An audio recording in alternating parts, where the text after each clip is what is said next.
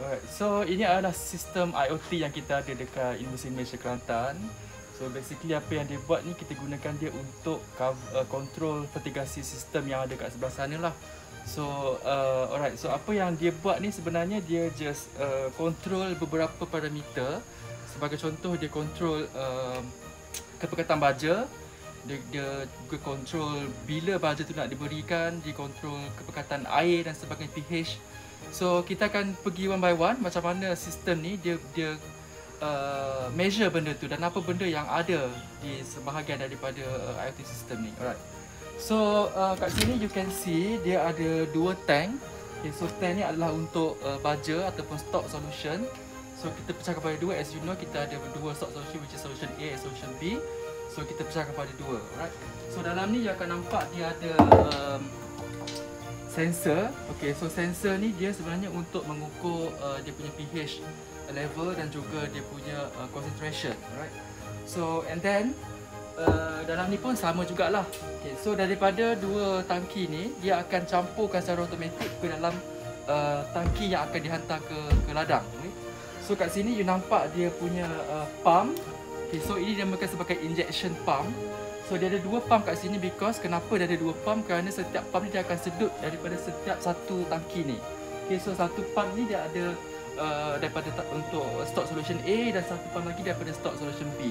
Okay, so dia sedut daripada sini. So you nampak kat sini dia punya pipe tu dia akan sedut dan dia akan terus masukkan ke dalam ni.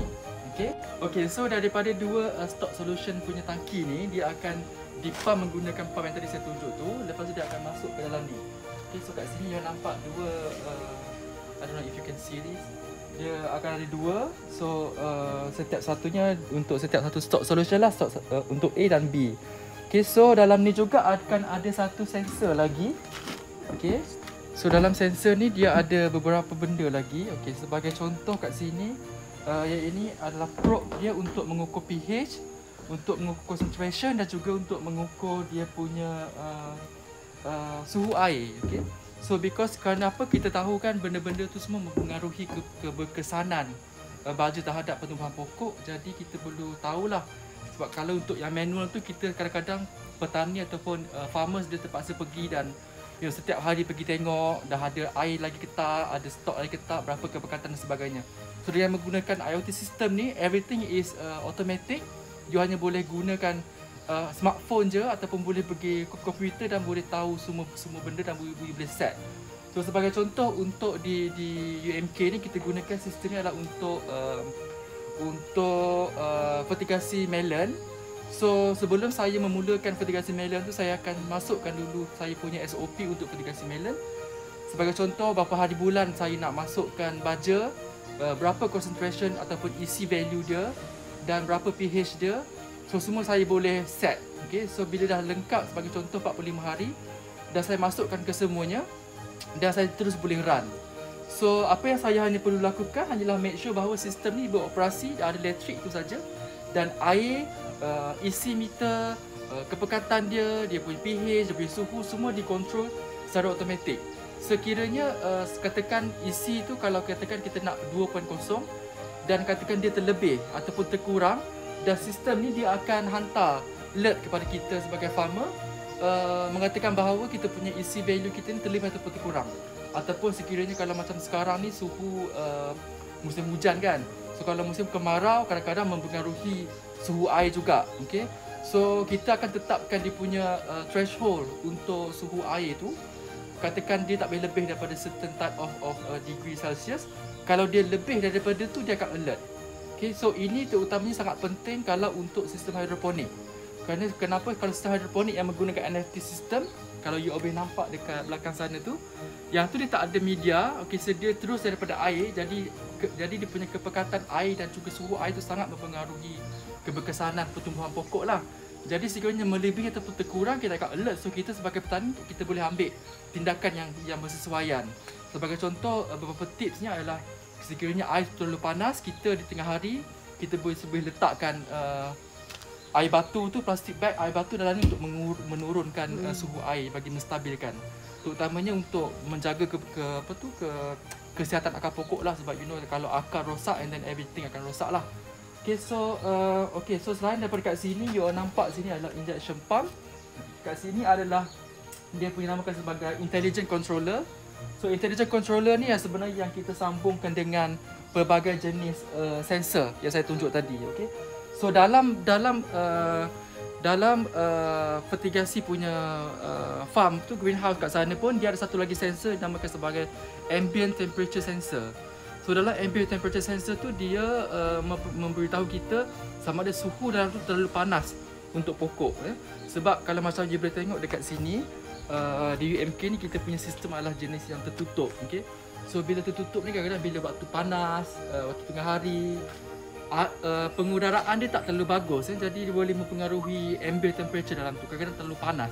Jadi bila terlalu panas mempengaruhi ke dia punya transpiration rate dan sebagainya lah kan.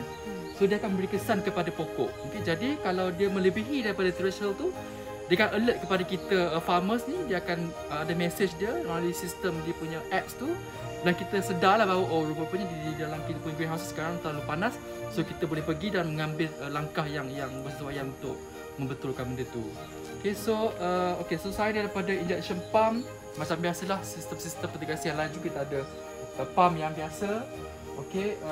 Ini adalah dia namakan sebagai tank yang akan terus dimasukkan ke ladang. So kat sini kalau if you can follow me, kita akan tunjukkan dekat you all. Alright, dia punya unit. So ni dia punya unit lah. Sekarang ni tak boleh nak buka. Dia masih lagi off. Tapi kalau macam kita sebagai ada pekerja ke, kita boleh nampak dia punya parameters kat sini. So dia akan keluar lah sebagai contoh what is the current temperature, what is the current EC. So lebih mudah lah. So kalau macam bagi petani kan yang biasa tu, kalau untuk cili ke, melon ke, terung dan sebagainya, biasanya untuk menentukan isi tu dia terpaksa campur secara manual. So dia kena gunakan meter, isi meter baru dapat dia punya concentration yang sesuai. Tapi dengan menggunakan sistem IoT ni, just masuk dalam apps, setting pada awal permulaan season, lepas tu run, and then semuanya akan dilakukan secara automatik. Dan apa yang hanya kita lakukan hanyalah sekiranya ada alert yang perlu kita ambil tindakan, itu saja.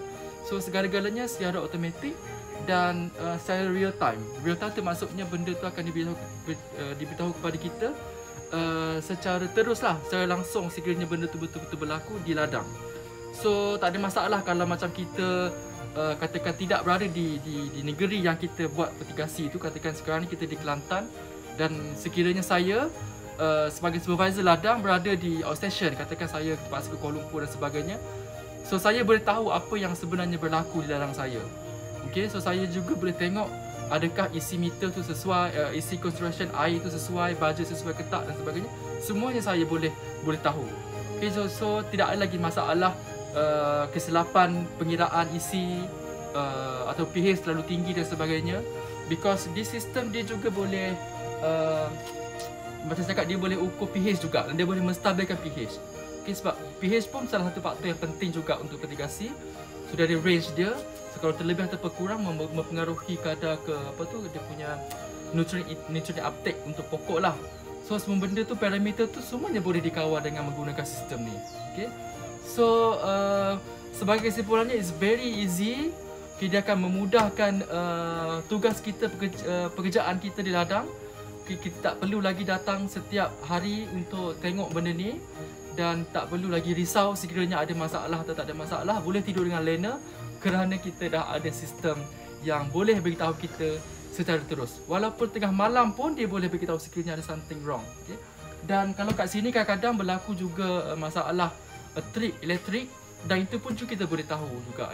So katakan kalau yang konvensional punya teknik, kalau berlaku trip waktu malam, kita tak tahu. Sehinggalah kita datang ke ladang keesokan harinya baru kita tahu. So untuk fertigasi dia tak begitu kritikal sangat benda tu. Tapi kalau untuk yang sayuran tu is very critical. Untuk tak ada elektrik, because just as I mentioned earlier, dia tidak ada media kan. So, kalau tak ada pengaliran air, dia akan menyebabkan pokok semua matilah. So saya rasa itu saja pengenalan mengenai sistem IoT yang sekarang kita gunakan di Universiti Malaysia Kelantan.